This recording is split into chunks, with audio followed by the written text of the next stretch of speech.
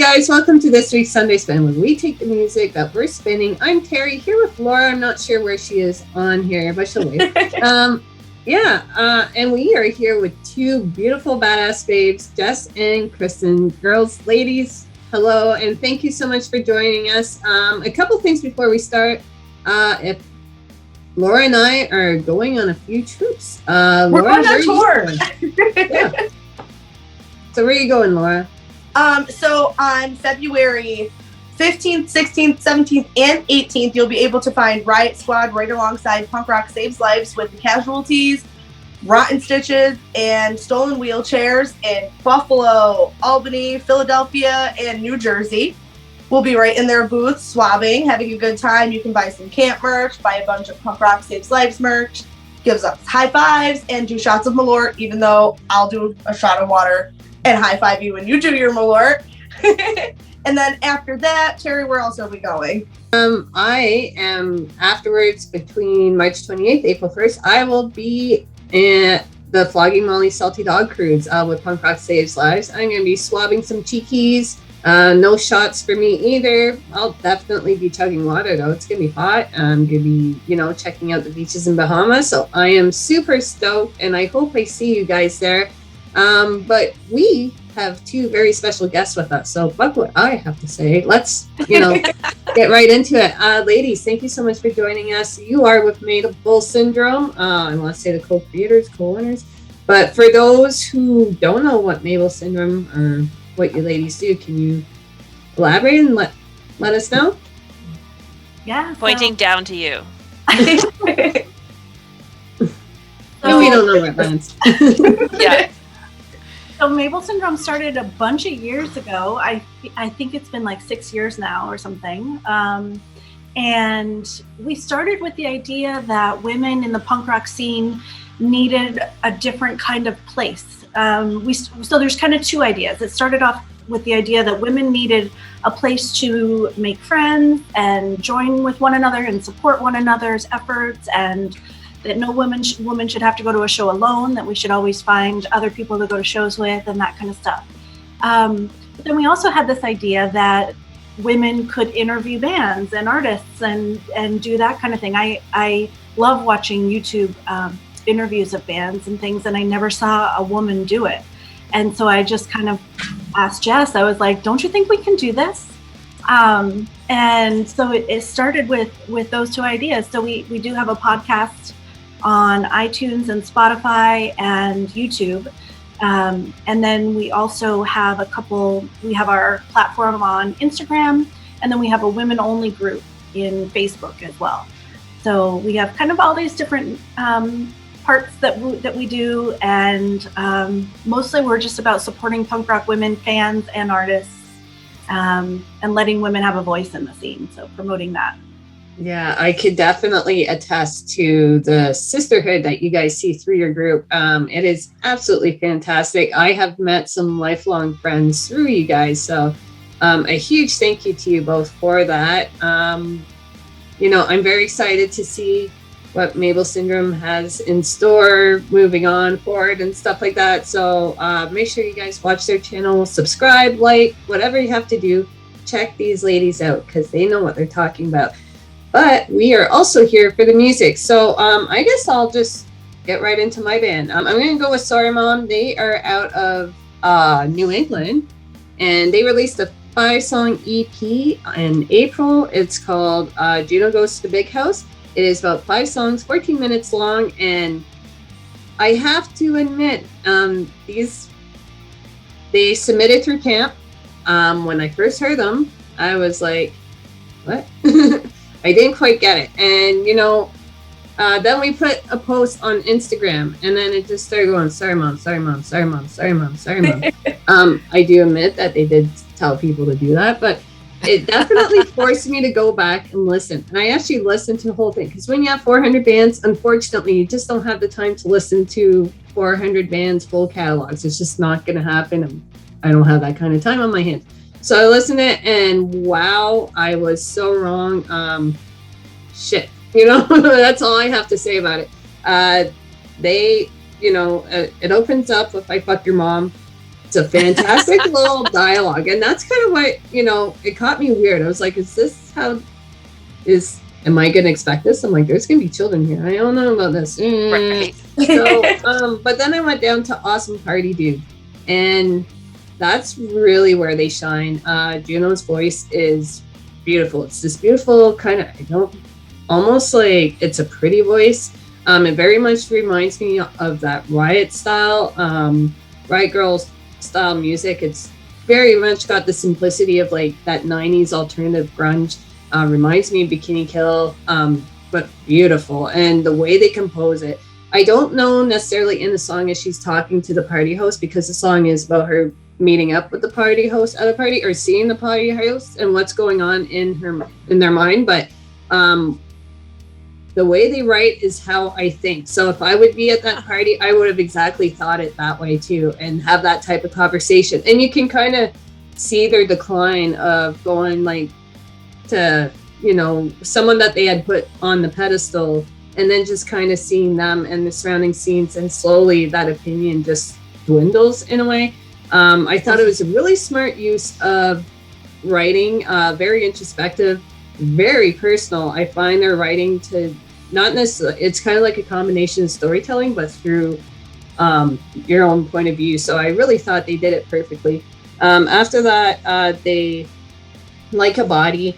It rolls into a very 90s type alternative grungy song. I really dug that because that's kind of what I grew up with when I was younger before I got into punk. So it was like that Green Day style music. But then the vocals, and they go both, and I believe it was Grace and Juno that sang through this. Grace, unfortunately, isn't with the band anymore. They have Carrie, who joined in as bassist, but the combination of the two is really nice. They did come out with another single afterwards, which is Hit the Back, which is a Prince, King Princess song. It's a cover from their song, and they nailed it. The original song is very poppy, and it's not very much my style, but the way they did this is just, they kind of just punked it up a bit, and I think it's absolutely perfect. They didn't really like speed it up or anything like that. It kind of really sticks to the original song, but they just, replaced the synthesizers with more drums and guitars and stuff. And the one thing I will say is that this band is still very young. So you can kind of hear that, especially through the EP to the single, there was a huge growth in their maturity as a band. I don't know if it's because they changed members, but they do have another single coming out, which is Molly Sells Molly by the Seashores, coming out on February 11th. So make sure you check it out. Laura, who are you spinning this week? Okay, so this week I picked one of my top 10 favorite bands, and I didn't pick a new album either. I picked something lately I've been really fucking stressed out, okay? I'm not gonna lie, and I need, we like comfort food. I like comfort music. I like things that make me feel happy, and they remind me of good times. So I picked the Potato Pirates. I picked Hymns for the Wayward. It came out back in 2019. I'm pretty sure it was self-released too. These guys are out of Denver, and I love everything that they have literally ever done. They make me feel happy inside. Every time I listen to them, I think about times with my friends. They're one of those bands that just really does it for me. Skacore, punk, hardcore, just a little bit of everything. They have some fucking bagpipes in there too. You know what I mean? And these dual vocals in here are just wild. And they have, Terry and I, it's no secret, we love hardcore. We say that almost every episode. Somebody tries to sneak it in somewhere. Even if it's just a hint of it, this is my little hint of it. But this band, almost every song, they have these huge, huge breakdowns, either halfway or 3/4 of the way through the song. And they blow my mind every time. So enough about that. But I picked Hymns for the Wayward. It's their latest release.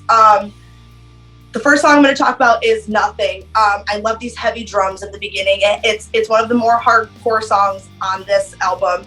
And this is just everything I love about this band. I love how they take all three of these styles and put it right in your face.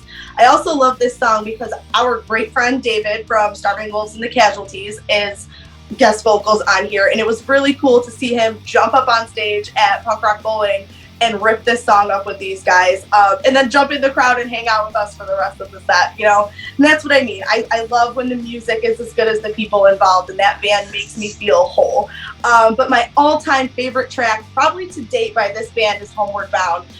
It just hits different for me, especially lately. I feel like I've been traveling quite a bit, and I've been going through a lot of different changes. So this song lyrically is just makes me want to throw my fist in the air with tears running down my face. Yeah. But it's also another one, you know, when you see it live, your friends are right there, their fists are in the air, they're screaming. It's big, it's beautiful, it's anthemic. The harmonies here are fantastic. I do. I love this band. Again, it reminds me, the last time I saw them was at Punk Rock Bowling, arm in arm with Terry and a couple other people that I love more than anything. So again, this band, while they're not female fronted, they have a huge hole in my heart, or a huge spot in my heart. They make me happy. Look at the smile on my face, you know? So it's my comfort music. These guys, the Dirty Nail, bands like that, they're constantly hitting me in the right spots every single time. So I had to go with Potato Pirates this time. Jess, who are you spinning? Okay, first of all, you guys are fast. Holy crap. I feel like I'm like half your speed. And I just want to say before I tell you my band, people watching this, they're going to be like, wow, she's just doing like shot after shot. That's not what's happening. I have 2 shot glasses and I'm sipping on each because one's full of whiskey and one's full of pickle juice. And so I'm doing like, I'm not doing like shot after shot after shot. I'm like having a little sip of whiskey and a little sip of pickle juice, just so the people watching. Many shots and chasers. Yeah, so just so people don't know that I'm not just sitting here with like 40 shots lined up. It's literally just one of each. Okay. Jess is asleep by the end of the episode. Yeah, we probably have some Mable Syndrome episodes where that's not too far off. So I went a little bit different for this one. I know everyone is expecting me to do the new Face to Face album, which I specifically chose not to do. But I'm going to say this. I didn't do it because I thought you were going to do it. Like, I'm totally going to leave that alone. I was like, I can't be that predictable. That's why I wore the shirt, but I didn't pick the album. So I picked the band Half Past Two. They're a ska band out of California. And the reason that I picked them is because we recently interviewed Tara, the singer from the band, and I fell in love with her. She's just like this gem. We had some major technical difficulties during the interview, and I wish that we hadn't because it was such a good conversation. But I also have a toddler in my house. He's 18 months old, and I couldn't pick the Wiggles for this episode of your podcast. So I have been finding, and I've never listened to a ton of ska, but I've been finding that it's sort of a happy medium in my house with like the toddler dancing while I'm in the kitchen, while I'm cooking, and that sort of thing. So their most recent album is just a self-titled album, and they're still promoting it. And the reason that I super fell in love with this album was because of one specific song on it, and it's called Shine, and it makes me bawl my eyes out. And Tara, the lead singer, wrote it about her daughter who has a degenerative muscular disease. Disease might not be the right word. I'll have to fact check that one. Anyway, she wrote it as like this really positive, loving vibe about her daughter and the life that her daughter lives. But the reason that I like the song is because it's positive and it's up and it's happy, but it also can kind of, like, if you didn't know that about her daughter and that's what the song was written about, you would think like this has to do with a boyfriend or a girlfriend or just someone you really, really love. Like, it can kind of, it's one of those songs that you can sort of create your own meaning because everybody can relate to it. Though I know the meaning, and I just got goosebumps, and I can't help but listen and bawl my eyes out every time because it's just the sweetest song. So I picked this album just because it's fun and it's good for my toddler. And, you know, like you said, Laura, about loving the people as much as you love the music, talking to Tara and then like just chatting with her on Instagram and stuff over the last couple months, I just really love her. And she's amazing. And I like want to be her friend, and I want to like, you know, have a sleepover with her, and I want to go to a show with her and things like that. And I just find that right now ska is giving me a little bit of like a happy vibe when there's a lot of heavy shit going on. And I really like that. There is one song on the album that I was listening to it in the shower today, and it's got like a really hardcore guitar like segment in it. And I think the song is called Top Gun. I favorited it so I'd remember, and then I like pulled up my list and I've just favorited so many songs that I can't remember. But I'm pretty sure it's called Top Gun. But so there's a little bit of everything on this album, and I have like a kind of a secret deep love for anything that has horns. And there's a lot of that on this album. So that's the one I picked. I love Tara. I love 2:30. And one of the funniest parts when I say their band name, Kristen will remember this, but there was like a lot of Instagram interaction between 2:30 and us before the interview. And their name on Instagram is 2:30 Ska. But my brain, before I knew who they were, was reading it as 2:30 Ska. And so for the longest time, and because you guys might relate to this, but because Kristen and I both have control over the Instagram, so we're always getting like all these notifications and stuff. And I was like, what is this like weird polka band that keeps like interacting with us, and there's messages and 2:30 Ska? Like, what are these people all about? And then I literally, like right before the interview, was researching them, and I was like, oh.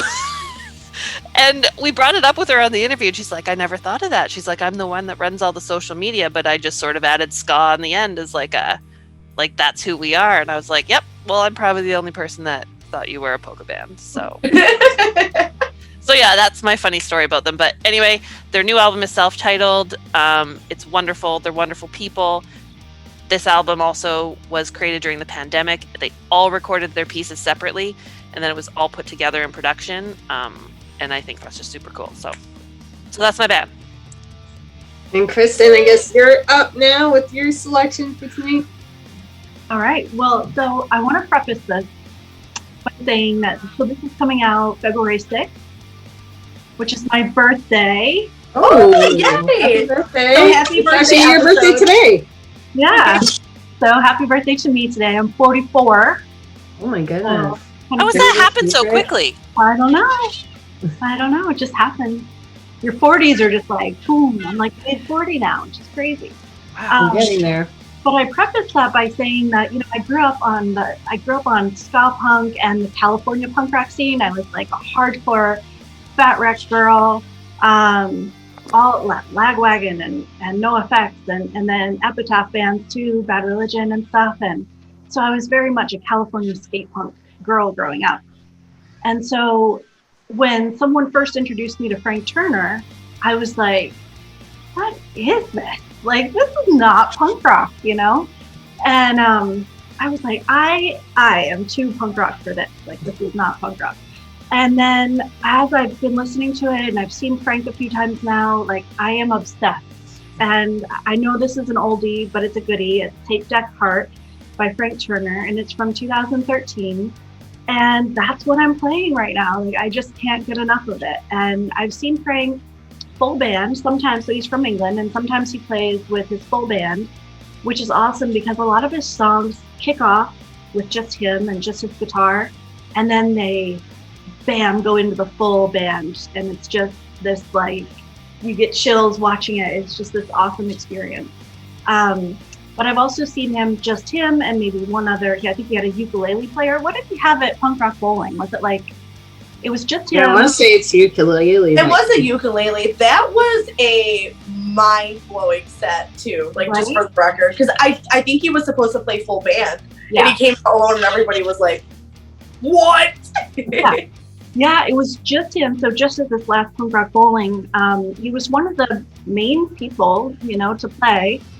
So towards the end of the night, and he's just, and this stage, it's a huge stage with these big bands that have been playing on it all day, right? And he just comes out, and he has a ukulele player, but the spotlight's just on him. And it was, I don't know why, I loved that set so much. And people around me, a lot of my friends are from California and stuff, and so they kind of grew up on all the same stuff that I did, and they didn't know Frank, and they were like, the one band / person that really got me from Punk Rock Bowling was Frank Turner. Like, I'm gonna go get his stuff now because that set was really awesome. I love when you see a band live for the first time and not knowing much about them or hearing them, and that live set makes you go like, holy fuck, like Right. I'm sold, right? I just got goosebumps again. Like that's such a magical moment because there's so many, like, yeah, you can buy CDs and listen to albums and things like that and then see them live, and that can go one way or the other, but to like not know and see a band live for the first time and that like hooks you, that's like a super magical moment, I believe. I interrupted you, I'm sorry. No, that's But it's true. It's true. Yeah, it's awesome when a band is live and it just gets you, because let's face it, we've all seen a lot of opening bands that were like, right? So when you see a band that's new to you and it just wows you, it's like, that's what happened with Dirty Nil with me, you know? Yeah. I was like, who is this band opening for whoever? I can't remember at the time. And I was like, holy shit, I'm going to buy their records, right? So it's really magical when that happens. And so yeah, I've come around to Frank Turner, and Tape Deck Heart, I think is my favorite album. There's The Way I Tend to Be is kind of a love song, and you know, we don't have enough love songs in punk rock, I don't think. So it's nice every now and then to have a real genuine love song, like a love song, not like a like Totally by Screeching Weasel type love song, but like a Right. love song. Yeah, Yeah. absolutely, yeah. But then he is a punk rock dude. Like and his songs are punk rock. Like just the topics and his raw authenticity and his willingness to just put it all out there. You know, he has a new song out. Well, he has two recent releases. One called Miranda, about his transgender parents, and the song is all about how he did not like his father, but he liked Miranda. And it's really profound. Yeah, it's really, really profound. Wait, that's a real thing? Yeah.